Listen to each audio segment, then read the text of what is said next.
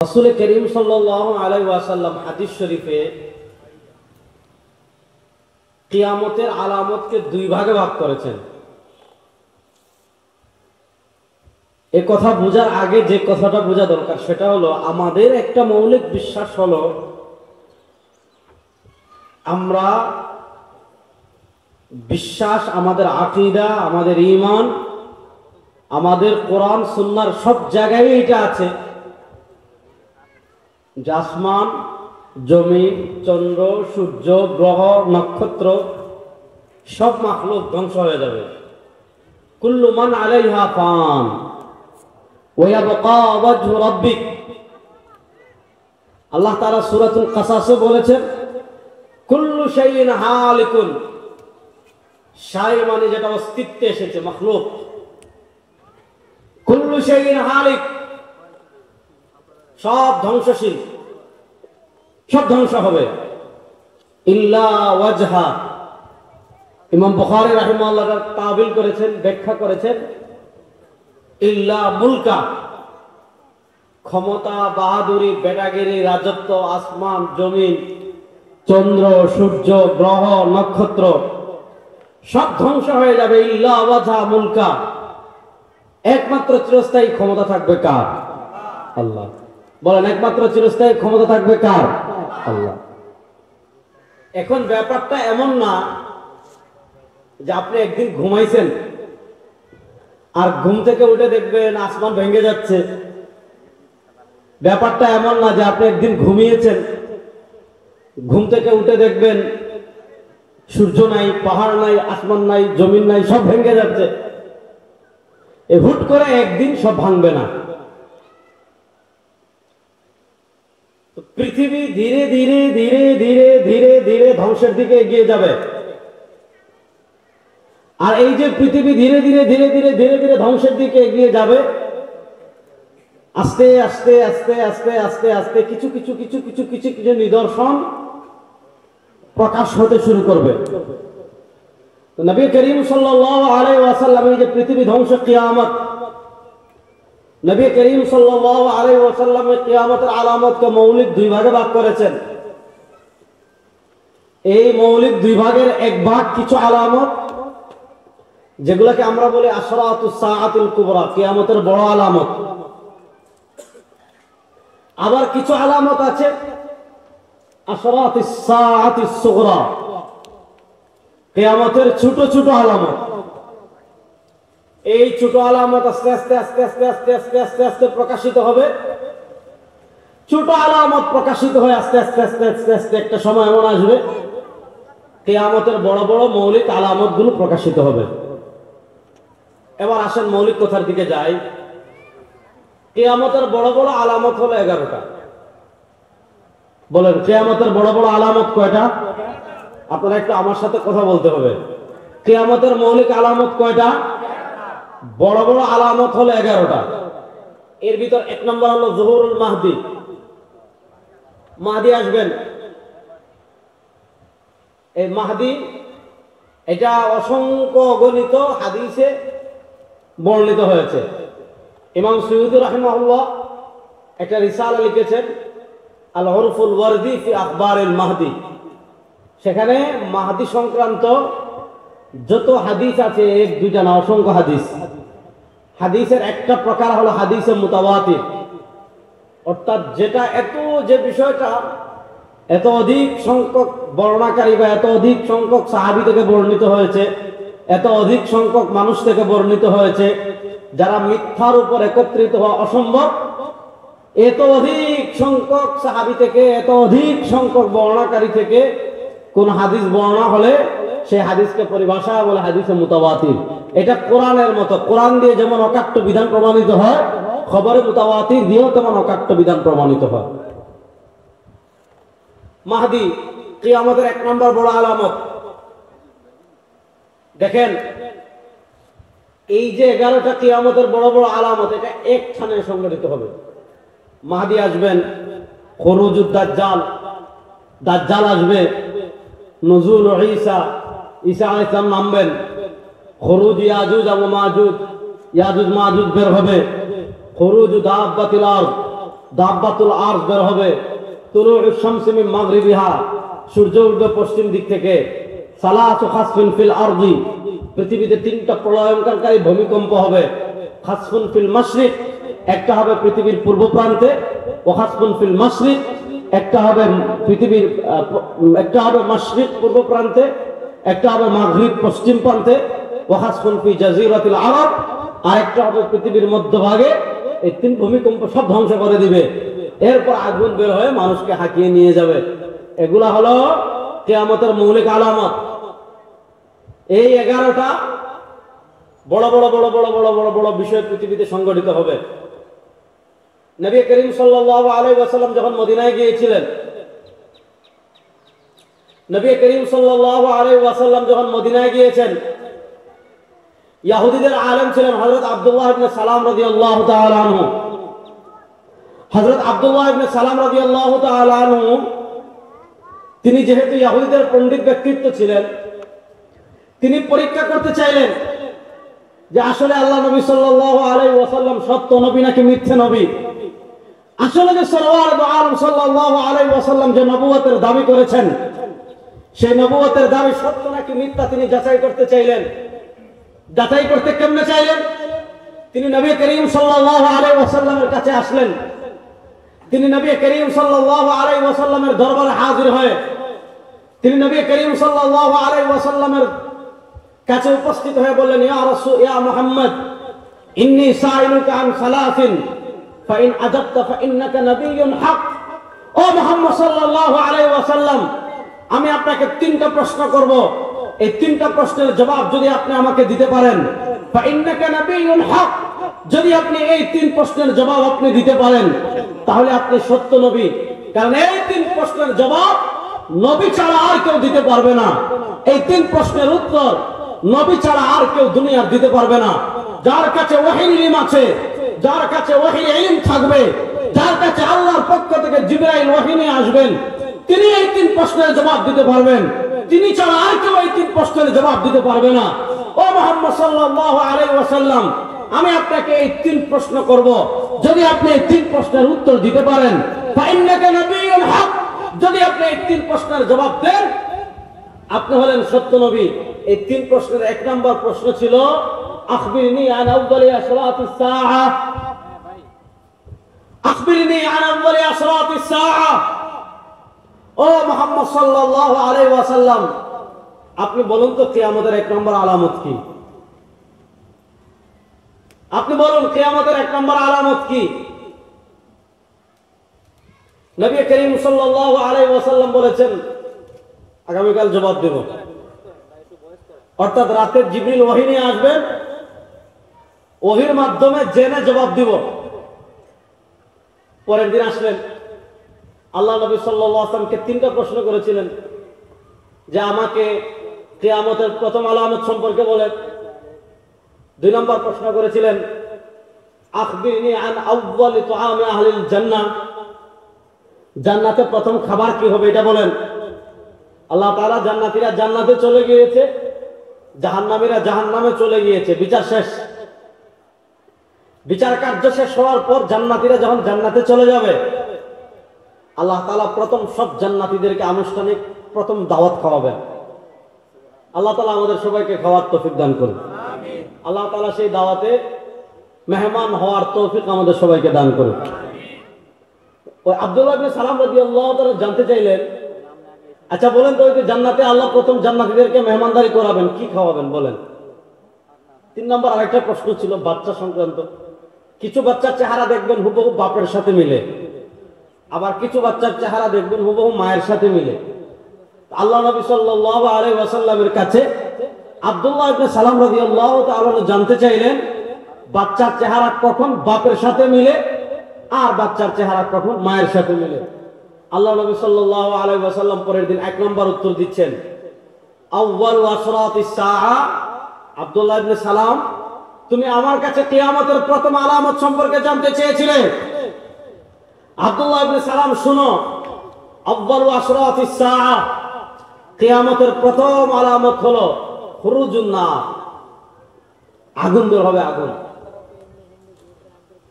আগুন বের হওয়া। কিয়ামতের 1 নম্বর আলামত।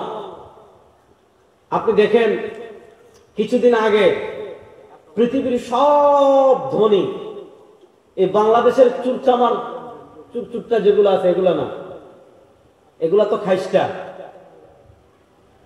এগুলা না, এই যেগুলা জনগণের টাকা চুরি করে ধনী হয় এগুলা কি ধনী না চোর? জোরে বলেন। এগুলারে জুতা দিয়ে পিটাইয়া যতদিন ঠিক করতে না পারবেন। আমাদের সমস্যা কি জানেন? আমরা কিন্তু এই যে জুমার নামাজে মসজিদে জুতা চুরি হয় না, জুতা চুরি ধরতে পারলে কি পরিমাণ পিটানো পিটাই। আপনার 100 টাকার একটা সেরা স্যান্ডেল চুরি করছে,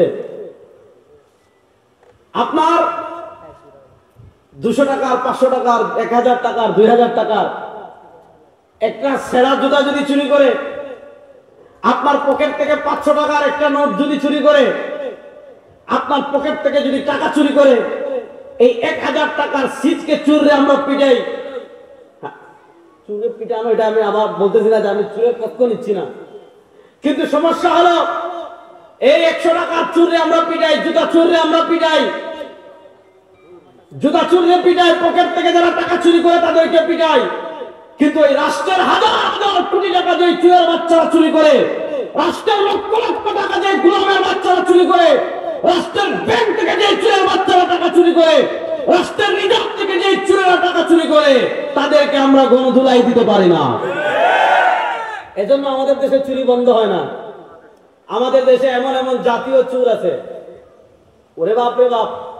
আমাদের দেশে এক দরবেশ ছিল, দরবেশ ছিল না, ওরে আমাদেরকে সহিহ হাদিস শেখাতো, সহিহ হাদিস। উনি বলেছে কি জানেন? উনি বলেছে সহিহ হাদিসে তেমন প্রবলেম নাই, তবে আল্লাহর কোরআনে কিছু প্রবলেম আছে। এই জানোয়ার কি করেছে জানেন? টাকা চুরি করেছে 57,000 কোটি টাকা, 57,000 কোটি টাকা। এই চোরদেরকে বাংলাদেশের ক্ষমতায় আপনারা আর দেখতে চান? এই চোররা বাংলাদেশের রাজনীতি করুক এটা আপনারা দেখতে চান? এই 52 বছরে যারা ক্ষমতায় গিয়েছে তারা চুরি করেছে। 52 বছর যারা ক্ষমতায় গিয়েছে ব্যাংক থেকে টাকা চুরি করেছে, শেয়ার বাজার থেকে টাকা চুরি করেছে, রিজার্ভ থেকে টাকা চুরি করেছে। ওই চোরদেরকে বাংলাদেশের ক্ষমতায় আর দেওয়া হবে না। এবার আল্লাহর কোরআনকে বাংলাদেশের ক্ষমতায় দেওয়া হবে ইনশাআল্লাহ। কথা ভালো করে বুঝেন, ওই আমাদের চোরদের কথা বলছি না। পৃথিবীর বড় বড় ধনী এরা, ইলন মাস্ক, বিল গেটস, ভারতের আম্বানি, এ পর্যায়ে যারা আছে, এবং বড় বড় প্লেয়ার যারা, ক্রিস্টিয়ানো রোনালদো, এই পর্যায়ের যারা বড় বড় নায়ক নায়িকা যারা, চামড়া ব্যবসায়ী, অনেক অনেক টাকার মালিক যারা, এরা যে জায়গায় বাড়ি করে ফেলে আমেরিকার লস অ্যাঞ্জেলেস। কিছুদিন আগে দেখছেন নবী করিম সাল্লাল্লাহু আলাইহি ওয়াসাল্লাম 1400 বছর আগে বলেছেন কিয়ামতের প্রথম আলামত খুরুজুন নার, আগুন বের হবে। দেখেন আগুন বের হয়, এলাকার পর এলাকা পড়ে যায়, লস অ্যাঞ্জেলেস জ্বলে যায়, অস্ট্রেলিয়ায় দাবানল লাগে জ্বলে যায়, বিভিন্ন দেশে দেখবেন হঠাৎ আগুন লাগছে। পৃথিবীতে অগ্নিয়াগিরি আছে, এমন পাহাড় আছে যেখান থেকে আগুন নামে। 1 নম্বর আলামত বলেছিলেন খুরুজুন নার। সহিহ বুখারীর আপনি দেখেন পৃথিবীতে এই আমাদের বাংলাদেশের মাঝে মধ্যে যে আগুন লাগে, বিভিন্ন মার্কেটে বিভিন্ন দেখেছেন, গত বছর বঙ্গবাজারে আগুন লেগেছে, বিভিন্ন বস্তিতে আগুন লাগে। এই রমাদানের কিছুদিন আগে যাচ্ছিলাম এদিকে, মাধাইয়াতে আগুন লাগছিল, লাগে নাই? ওই দিন আমি গিয়েছি এদিকে। এই যে আগুন লাগে এটা কিয়ামতের আলামত না, এগুলো হলো চোরদের একটা কারবার। আমাদের দেশের গরিবদের পেটে লাথি মেরে, গরিবদের দোকান জ্বালিয়ে, গরিবদের বস্তি জ্বালিয়ে, সেখানে বিল্ডিং নির্মাণ করে, অফিসে বসে, এসির নিচে বসে কোটি কোটি টাকা কামানোর জন্য এই রাজনীতির নামে যারা গরিবের বসতি পুড়িয়ে দেয়, গরিবের মার্কেট পুড়িয়ে দেয়, গরিবের বসত ভিটা পুড়িয়ে দেয়, গরিবের জীবনের শেষ সম্বল পুড়িয়ে দেয়, এদের হাতেই আমাদের দেশের রাজনীতির চাবিকাঠি। এরাই আমাদেরকে নেতৃত্ব দেয়। ওই চোরদের হাতে বাংলাদেশের নেতৃত্ব আর দেওয়া হবে না ইনশাআল্লাহ। ইনশাআল্লাহ বলেন। নবী করিম সাল্লাল্লাহু, এই আগুন কিয়ামতের আলামত না। আপনি দেখেছেন আওয়ামী লীগের আমলে অনেক বিল্ডিং এ আগুন লেগেছে, এখন তদন্তে বের হচ্ছে যে আগুন ইচ্ছাকৃত লাগাইছে যাতে এই বিল্ডিং জ্বলে পুড়ে সব শেষ হয়ে যায়, এরপরে এখানে বিশাল বিল্ডিং করা যায়। শুনেন, একটা হাদিস আমি আপনাদেরকে বলি, এটা ভালো করে শুনবেন। এই হাদিস ভালো করে শুনবেন, এই হাদিস শোনার পর আমাদের বাস্তবতার সাথে মিলাবেন। নবী করিম সাল্লাল্লাহু আলাইহি ওয়াসাল্লাম বলেছেন, ইন্না মিন আশরাতিস সাআ আন তাকসুরাল হারজ। নবী করিম সাল্লাল্লাহু আলাইহি ওয়াসাল্লাম বলেছেন, কিয়ামতের মৌলিক আলামতের একটা আলামত আন তাকসুরাল হারজ, হারজ বেড়ে যাবে। সাহাবায়ে কেরাম রিদওয়ানুল্লাহি আলাইহিম জিজ্ঞাসা করলেন, ওয়ামাল হারজ ইয়া রাসূলুল্লাহ,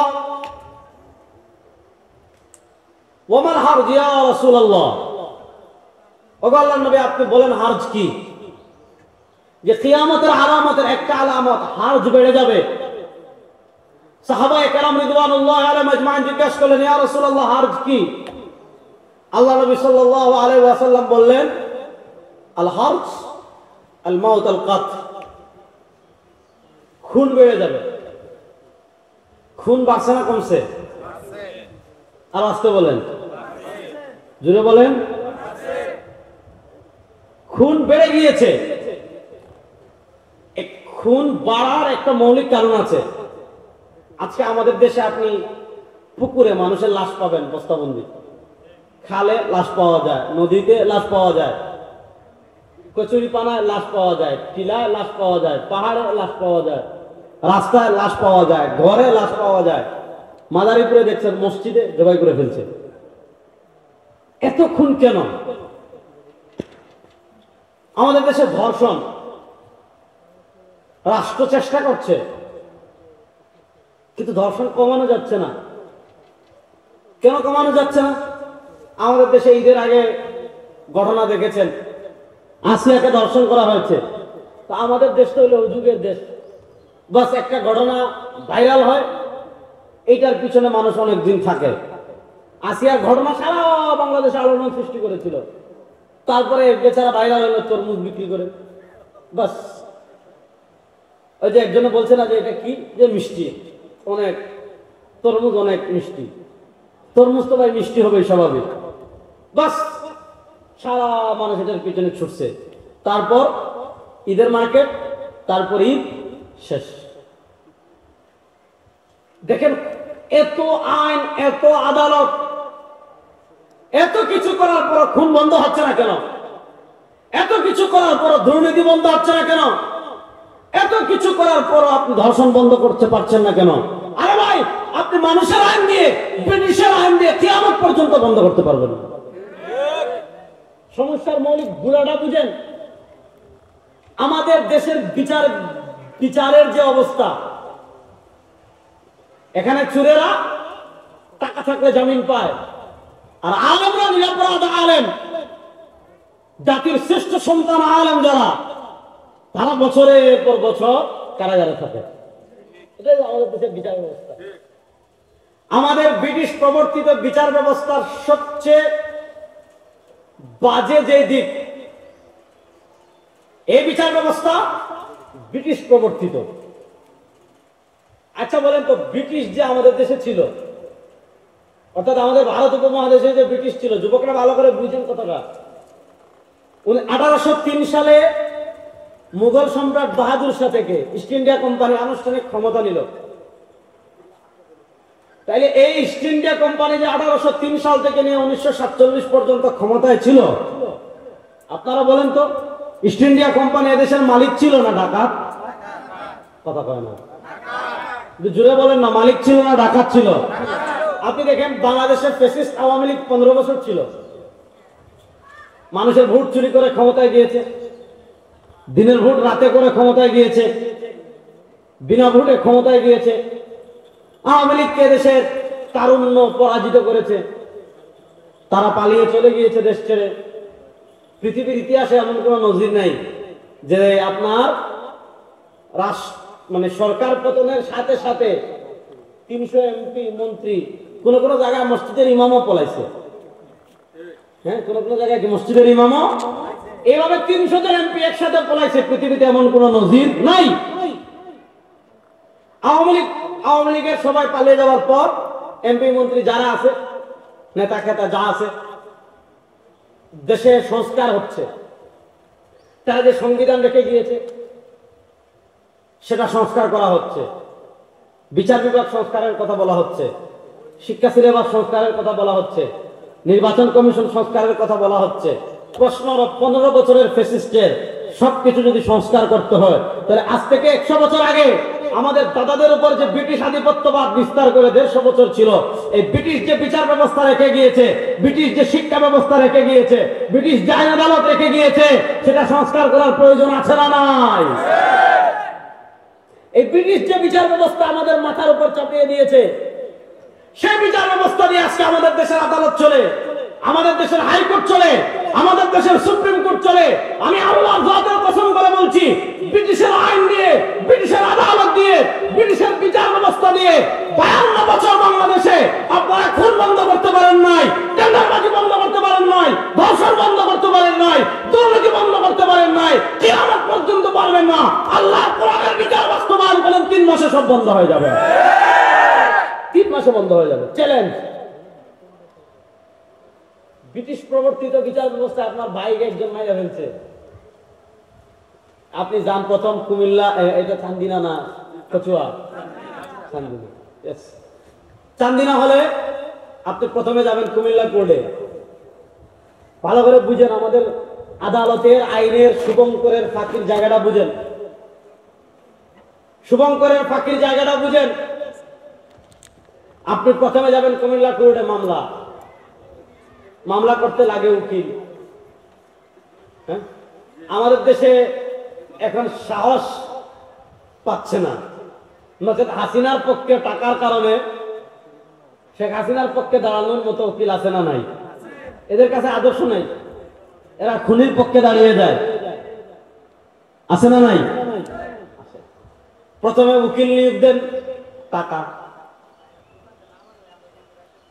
এখন যাতে আপনার শুনানি আগায়, টাকা।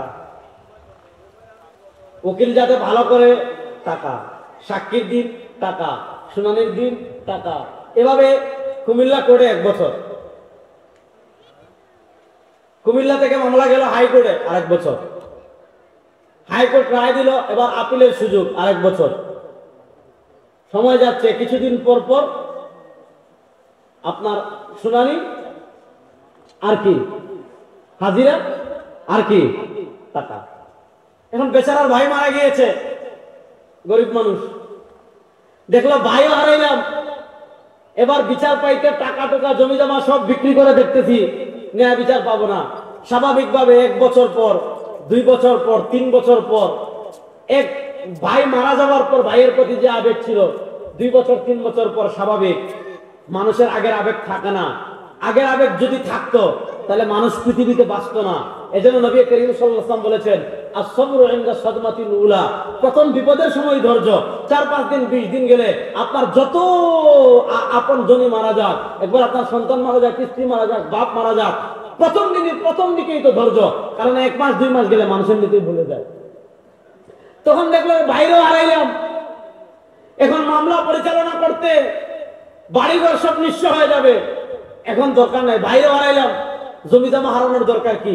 বাস বেচারা আবার টাকাও দেয় না, উকিলের থেকে মামলার খবরও নেয় না, মামলার মতো ছেড়ে দে। এবার দেখা যাচ্ছে যে খুন করেছে, তার টাকা আছে, তার নেতা আছে, তার দুলাভাই আছে, তার অমুক আছে, এখন দেখা গেল সে ঘুষ দিয়ে জামিন নিয়ে বের হয়ে যায়, ঠিক কিনা? এরকম বিচার ব্যবস্থা দিয়ে আপনি খুন বন্ধ করতে পারবেন না। ইসলাম বলে ইন্নান নাফসা বিন নাফস। এই যে আসিয়ার ঘটনা আজকে 1 মাসের বেশি হয়ে গেল, বিচার এখনো হয় নাই। ইসলাম বলে আপনার অপরাধ এখন প্রমাণিত, আপনি খুন করেছেন প্রমাণিত, 5 জন মানুষ দেখেছে আপনি খুন করেছেন, অথবা আপনি নিজে স্বীকার করেছেন আপনি খুন করেছেন, স্বীকারোক্তি অথবা সাক্ষী দ্বারা যদি প্রমাণিত হয়ে যায় আপনি খুন করেছেন। ইন্নান নাফসা বিন নাফস। যদি নিহতের পরিবার অভিভাবকরা রাজি থাকে দিয়তের মাধ্যমে, আপনার সহায় সম্পত্তি 14 কোটির সব বিক্রি করে দিয়ে দিবেন কোটি কোটি টাকা। আর যদি দিতে রাজি না হয়, আর কোনো আপিল মোশন নেই, কোনো জজ নেই, কোনো হাইকোর্ট নেই, কোনো সুপ্রিম কোর্ট নাই, কোনো ওকিল নাই, কিচ্ছু নাই। এখন যদি প্রমাণিত হয় এখন আপনি খুন করেছেন, আসরের আগে আপনাকে ফাঁসিতে ঝুলাতে হবে। আপনি এখন খুন করেছেন, এখন প্রমাণিত, আসরের আগে যদি আপনার শাস্তি প্রয়োগ হয়, পৃথিবীতে আর কেউ খুন করার আগে নিজের জানের চিন্তা করবে কি করবে না? আপনি দেখেন পৃথিবীতে এই আইনগুলো যেই রাষ্ট্রে আছে, আফগানিস্তানে যান, ইমারত ইসলামিয়ার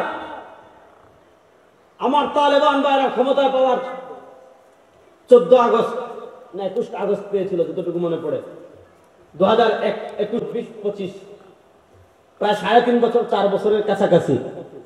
আপনি দেখেন আফগানিস্তানে একজন মানুষ আরেকজনকে, আফগানিস্তানের নিরীহ মানুষ কজন খুন হয়েছে? হ্যাঁ, ওই কিছু সন্ত্রাসীরা, খারিজিরা কিছু জায়গায় বোম মেরেছে, ওটা ভিন্ন কথা, এটাও তো নিয়ন্ত্রণ করা হচ্ছে।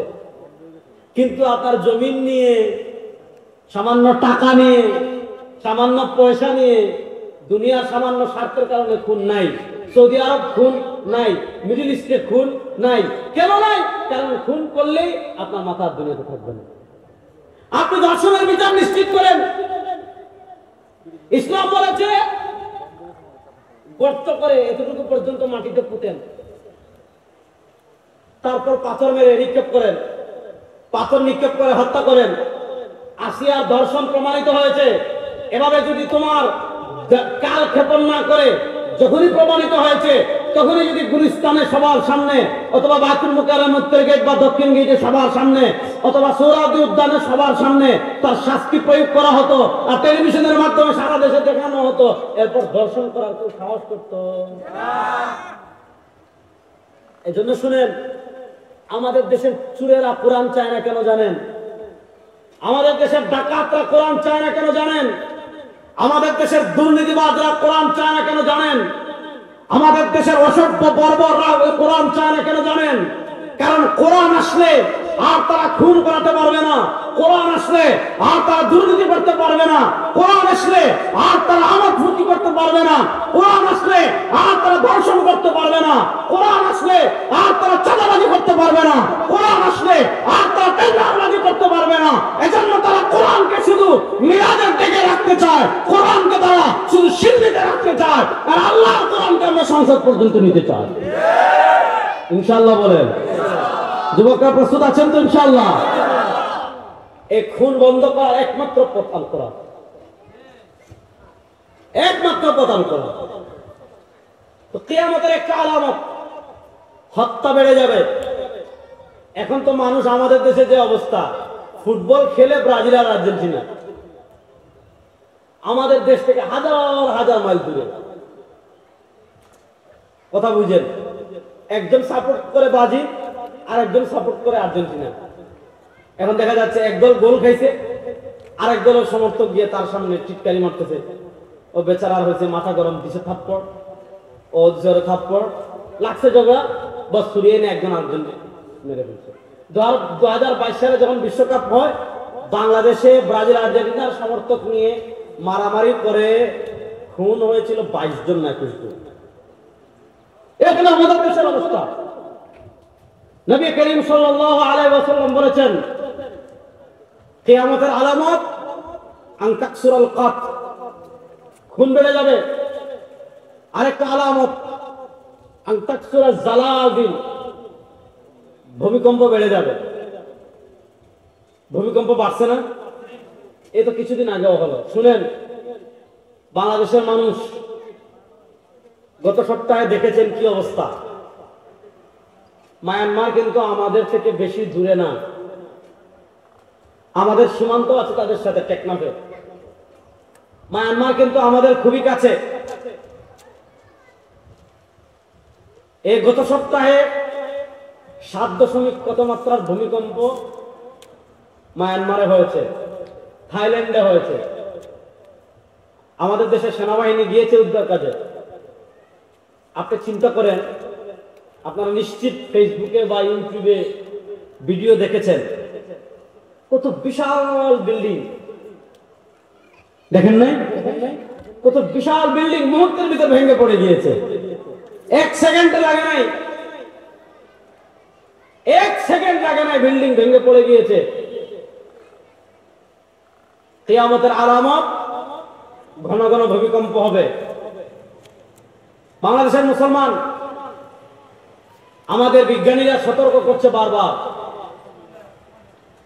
আমাদের বিজ্ঞানীরা বারবার সতর্ক করছে যে বাংলাদেশ ভয়াবহ ভূমিকম্পের দিকে এগিয়ে যাচ্ছে। এই যে ভূমিকম্প মায়ানমার হয়েছে, ওই মাত্রার ভূমিকম্প যদি ঢাকায় হয়, কয়েকটা অঞ্চল আছে ভূমিকম্প প্রবণ, ময়মনসিংহ, সিলেট, ঢাকা, চট্টগ্রাম, এই ভূমিকম্প যদি বাংলাদেশে হয়, আপনি বাংলাদেশের লাশ গুনে শেষ করতে পারবেন না। বাংলাদেশের লাশ গুনে শেষ করতে পারবেন না। একটা হাদিস বলে আজকের মতো বিদায় নেই। নবী করিম সাল্লাল্লাহু আলাইহি ওয়াসাল্লাম বলেছেন, সুনানুত তিরমিজিতে হাদিস এসেছে, নবী করিম সাল্লাল্লাহু আলাইহি ওয়াসাল্লাম বলেছেন, আমার উম্মতরা শোনো, এই উম্মার উপর এমন একটা সময় আসবে, এই উম্মার উপর এমন একটা কাল আসবে, এই উম্মার উপর এমন একটা যুগ আসবে, ইয়াকুনু ফি হাযিহিল উম্মতি খাসফুন ওয়া মাসখুন ওয়া কাযাফুন। আল্লাহর পক্ষ থেকে এই উম্মার উপর 3টা গজব আসবে, গজব 3টা।